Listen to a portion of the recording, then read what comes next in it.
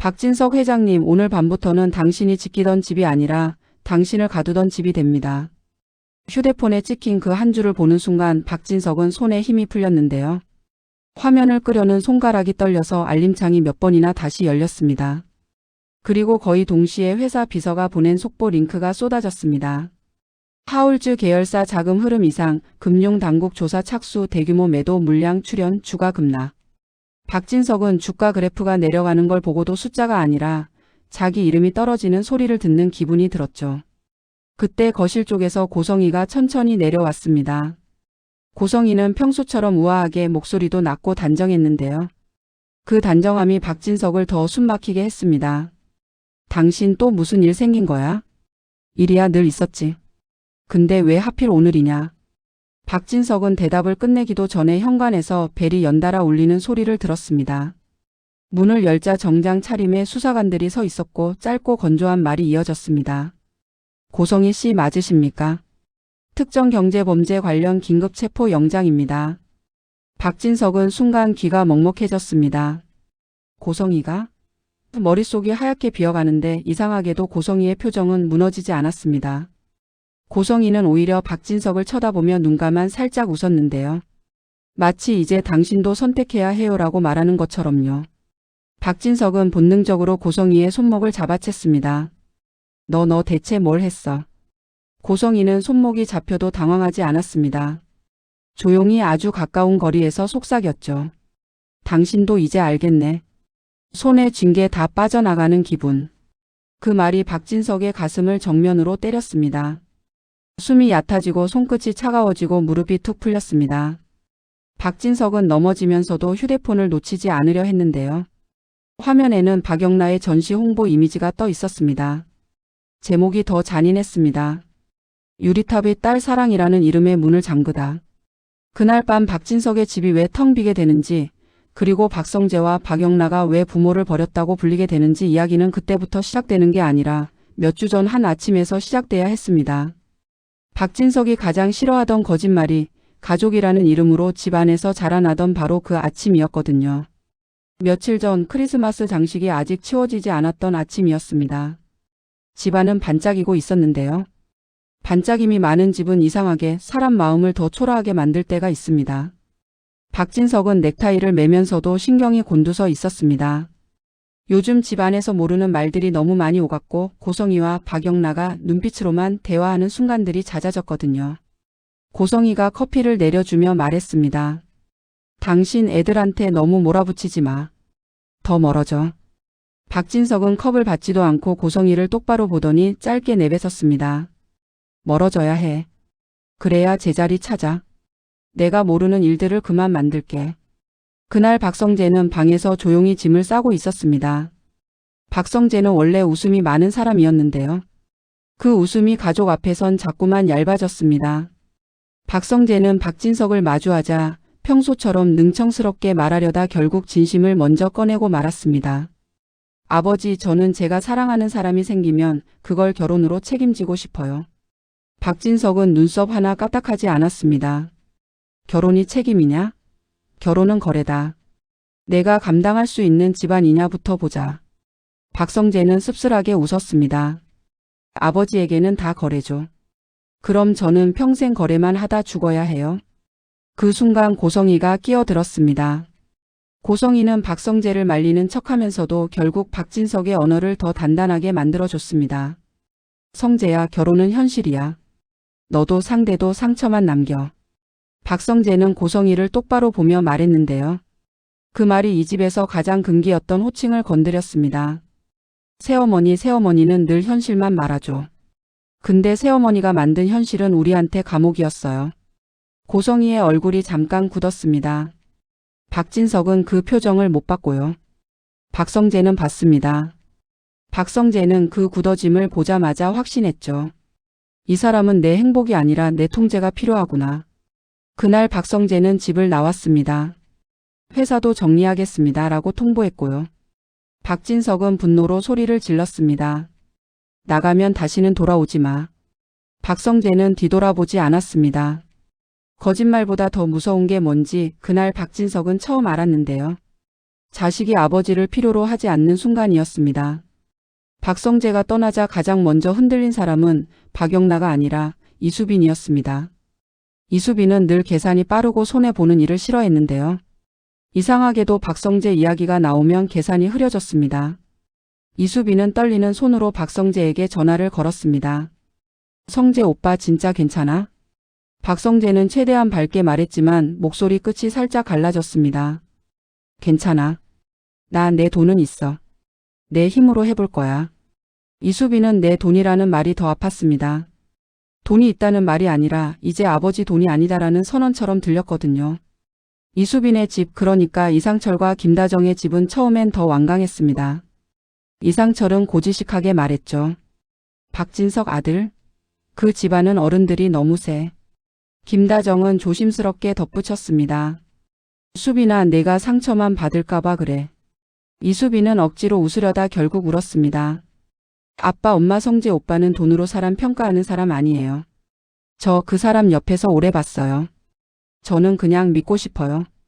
이상철은 오래 침묵했는데요. 그 침묵이 허락보다 더 무거웠습니다.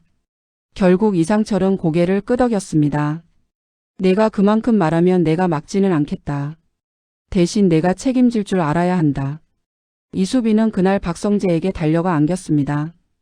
박성재는 잠깐 멈칫했지만 이수빈을 꼭 안아줬습니다. 둘은 그 포옹으로 이제 끝났다고 착각했을지도 모릅니다. 하지만 진짜 전쟁은 그때부터 시작됐습니다. 박진석은 다음날 회사에서 박성재의 사직 의사를 보고받았습니다. 박진석은 종이를 구기는 대신 의자 팔걸이를 움켜쥐었는데요. 내 회사가 아니라 내 아들이 손에서 빠져나가는 기분이었죠. 그때 고성이가 낮게 말했습니다. 당신 자존심 상해? 그럼 우리 같이 움직여요. 애들 제자리로 돌려놔야지. 박진석은 원래 고성이와 한 팀이 되는 걸 싫어했습니다. 고성이가 너무 계산적이라는 걸 알았거든요. 그런데 그날은 달랐습니다. 자식들이 하나씩 등을 돌리는 순간 박진석에게 남은 편이 고성이 하나처럼 느껴졌습니다. 박진석은 결국 마지못해 고개를 끄덕였습니다. 그래. 끝을 보자. 박성재는 집을 나와 가장 먼저 이지혁을 찾았습니다. 이지혁은 박성재의 절친이었고 동시에 이수빈의 오빠였는데요. 이지혁은 박성재를 보자마자 짧게 말했습니다. 너 지금 제정신이냐? 박성재는 어깨를 으쓱했지만 눈빛은 심각했습니다. 정신 차렸으니까 나왔지. 이지혁은 한숨을 길게 내쉬었습니다. 그래. 그럼 제대로 해. 도망이 아니라 독립으로. 두 사람은 박성재가 준비해둔 사내벤처 리브랩을 현실로 만들기 시작했습니다. 박성재는 인맥과 감각이 있었고 이지혁은 구조와 숫자에 강했습니다. 둘이 손잡자 막혀있던 거래처가 조금씩 열렸고요. 박성재가 내가 판을 열게라고 말하면 이지혁은 나는 판이 무너지지 않게 밭을 개라고 답했습니다. 박성재는 그 말을 들을 때마다 가족이 아닌 다른 형태의 안전망이 생기는 기분이 들었죠.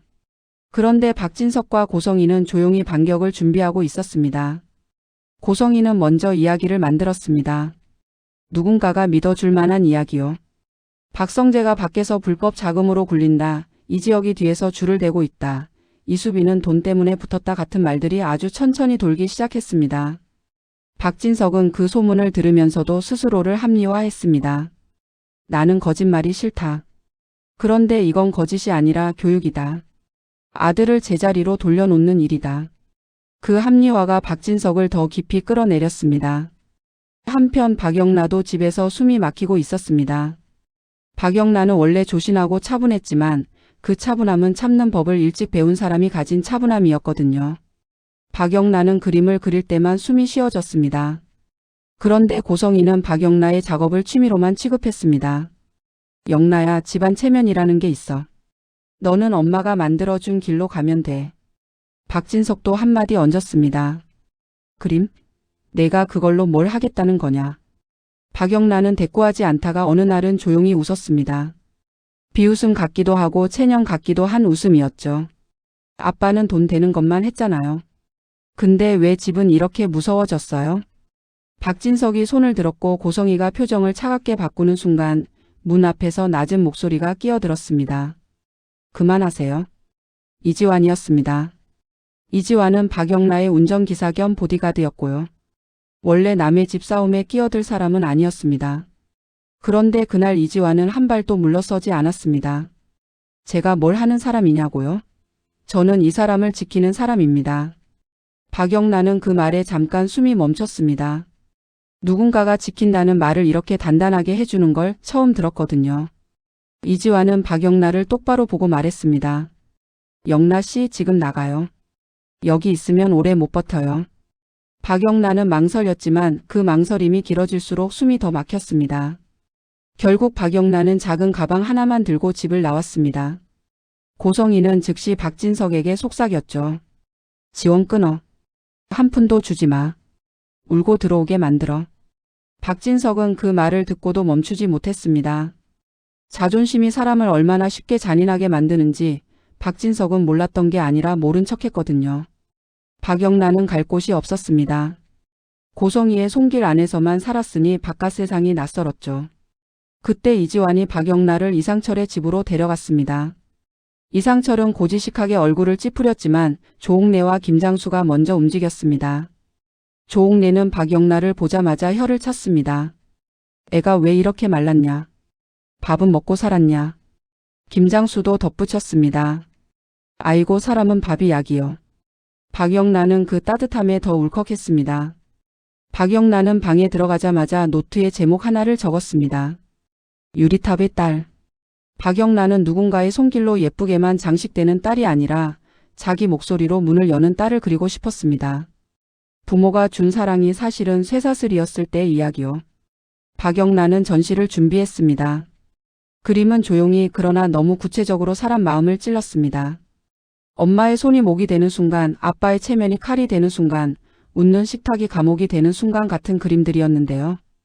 박영란은 자기 이야기를 숨기지 않았습니다. 숨기지 않는 만큼 들킬까봐 더 무서웠죠. 그 사이 지은호는 전혀 다른 전쟁을 치르고 있었습니다. 지은호는 카페 매니저이자 인테리어 디자이너로 일하며 집에서는 정순이의 버팀목이었습니다. 정순이는 딸에게 기대는 마음이 커질수록 더 불안해졌고요. 지강호는 여전히 욕심은 큰데 노력은 없었습니다.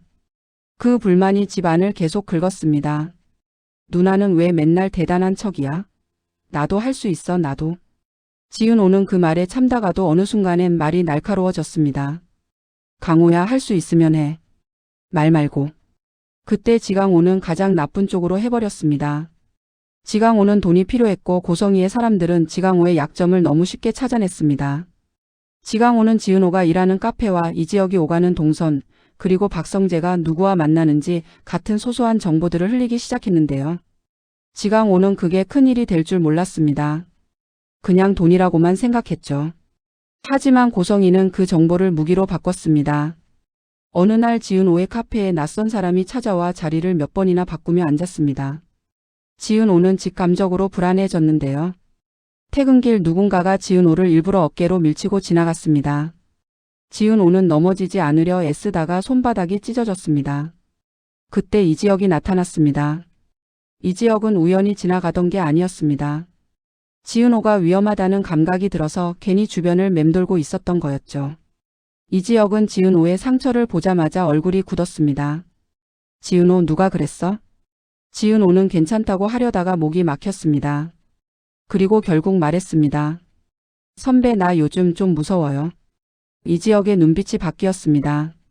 이지혁은 지은호의 고백을 거절했던 사람이었고 비혼주의라는 말로 자기 감정을 덮어두던 사람이었죠. 그런데 무섭다는 말 앞에서 이지혁은 처음으로 결심했습니다. 누군가의 무서움을 참으라고 하지 않겠다고요. 이지혁은 박성재에게 연락했습니다. 성재야, 고성이 쪽 움직임이 이상해. 지은호까지 건드린다. 박성재는 한동안 말이 없었습니다. 박성재는 지은호를 짝사랑해왔고 그래서 더 미안한 마음이 있었거든요. 박성재는 낮게 말했습니다. 혁아, 우리 이번엔 멈추면 안 된다. 그때부터 이지혁과 박성재는 두 개의 전쟁을 동시에 치렀습니다. 하나는 박진석과 고성이의 이야기를 깨는 전쟁, 하나는 지은호를 지키는 전쟁이었습니다. 박진석 쪽에서는 더 노골적으로 움직였습니다. 특정 하청업체가 박성재 쪽 거래를 갑자기 끊었고 계약 조건이 이상하게 바뀌었고 내부 문서가 외부에 흘러나간 흔적도 나왔습니다. 이지혁은 숫자에서 이상한 흐름을 포착했습니다. 돈이 새고 있었는데요. 문제는 그 돈이 박진석이 아니라 고성희의 방향으로 흘렀다는 점이었습니다. 이지혁은 이수빈에게 조심스럽게 말했습니다. 수빈아, 너 혹시 새어머니가 너한테 뭘 요구했어?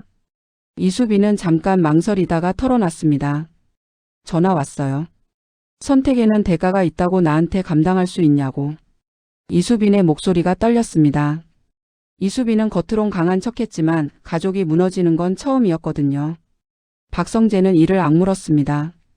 내가 책임진다고 했지. 근데 이건 내 책임으로만 막을 수 있는 게 아니네. 박성재는 결심했습니다. 아버지 돈으로 살지 않겠다고 선언하며 나온 이상 아버지의 그림자도 끊어야 했습니다. 박성재는 박진석 회사 내부에서 고성희가 손댄 자금 흐름을 알고 있었습니다.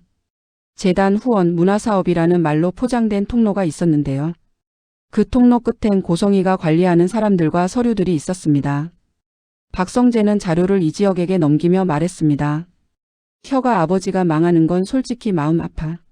근데 고성희는 그냥 두면 안 돼. 이지혁은 고개를 끄덕였습니다. 가족이란 말로 폭력을 포장하면 그건 가족이 아니라 통제야. 그 무렵 박영라의 전시가 공개되었습니다. 유리탑의 딸은 예상보다 빨리 퍼졌습니다. 박영라가 이름을 숨기지 않았기 때문에 사람들은 더 쉽게 연결했습니다. 이거 그 집안 이야기 아니야? 그 회장네 집이랑 너무 닮았는데? 말들이 돌기 시작했고 박진석은 처음엔 분노했습니다. 가족 망신이라고요. 그런데 전시장에서 박진석은 그림 앞에 멈춰 섰습니다. 그림 속 엄마의 말투가 고성희와 너무 닮아 있었고 아빠의 표정이 자기와 너무 닮아 있었습니다.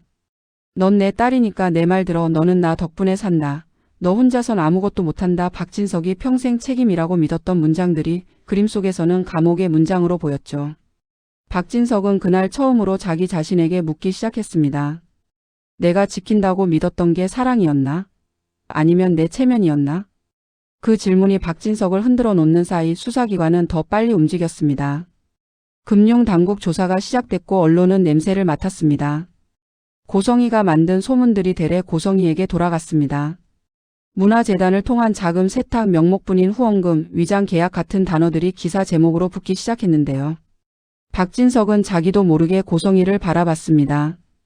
고성희의 얼굴은 여전히 단정했지만 그 단정함이 처음으로 균열을 보였습니다. 그날 밤 익명의 메시지가 박진석에게 다시 왔습니다. 회장님, 가장 무서운 건 수사가 아닙니다. 집이 조용해지는 겁니다. 그리고 곧 현관벨이 울렸습니다. 수사관들이 들어왔고 고성희는 연행되면서도 울지 않았습니다. 대신 박진석을 보며 아주 낮게 말했습니다. 당신 나 없으면 혼자 못 버텨. 박진석은 그 말을 듣는 순간 웃음이 나올 뻔했습니다. 고성희는 끝까지 의존을 무기로 쥐고 있었거든요. 박진석은 가슴이 답답해지며 바닥으로 주저앉았습니다. 박진석의 머릿속엔 박영라의 전시 제목이 떠올랐습니다. 유리탑. 박진석은 그제야 깨달았습니다. 고성희가 만든 탑이 아니라 자기 자신이 쌓아 올린 탑도 있었다는 걸요. 며칠 뒤 박진석의 집은 정말 조용해졌습니다. 박성재는 이지혁과 함께 완전히 독립한 길을 갔고 이수빈은 그 길을 택한 자신의 선택과 매일 싸웠습니다. 사랑이 계산보다 커지는 순간이 계속 찾아왔거든요. 박영란은 더 이상 엄마의 탑에 갇힌 딸이 아니었습니다. 박영란은 그림을 통해 내가 숨막혔다고 말할 수 있는 사람이 됐죠. 그리고 이지화는 여전히 툭툭 말했습니다. 영라 씨, 밥은 먹어요. 밥 안 먹으면 내가 곤란해요. 박영란은 그 말에 웃다가 또 울었습니다. 누군가가 자기를 관리하려는 게 아니라 살아있길 바라는 말이 처음이라서요. 지은호는 여전히 조심스러웠습니다. 고성희가 잡혀갔다고 해서 끝난 게 아니라고 지은호는 본능적으로 느꼈습니다. 지강호가 뭔가를 숨기고 있다는 것도요. 지은호는 엄마 정순이의 불안한 눈빛을 보며 더 강해지려 했습니다. 그런데 강해지려 할수록 이지혁이 건네는 한마디가 더 크게 흔들렸습니다. 지은호, 너 혼자 버티지 마. 이번엔 나도 같이 버틸래. 박진석은 병원에서 퇴원해 집으로 돌아왔습니다. 식탁은 텅 비었고 소파는 아무도 앉지 않았고 집안에 반짝임만 남아 있었습니다. 박진석은 거실 한가운데 서서 자신이 평생 싫어했다고 말하던 거짓말보다 더 무서운 걸 마주했습니다. 조용함. 그리고 박진석은 그 조용함 속에서 휴대폰을 켰습니다. 익명의 메시지 발신자에게 처음으로 답장을 보냈습니다. 당신은 누구냐? 전송 버튼을 누르는 순간 박진석은 깨달았습니다. 가족을 잃는 건 벌이 아니라 시작일 수도 있다는 걸요. 다만 그 시작이 구원이 될지 더 깊은 추락이 될지는 아직 아무도 모릅니다. 왜냐면 박진석이 모르는 것들이 아직도 너무 많거든요.